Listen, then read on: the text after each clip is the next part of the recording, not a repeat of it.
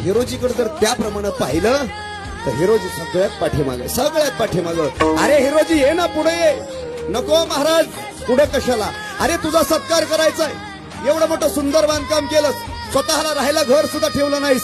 मी जीव ओवाळून टाकू का काय असं झालंय. हिरोजी ये, मला मिठी मारायची. नाही राजे, माझी पात्रता नाही तुम्हाला भेट द्यायची.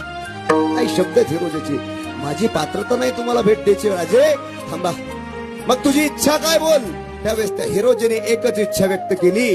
राजे मला एकच इच्छा आहे माझी. काय, जहागिरी देऊ का तुला परत. नको राजे, पुन्हा जहागिरी नको.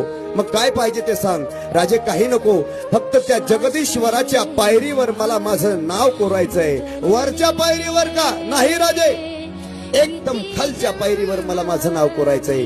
नाव काय कोरायचं ते सांग.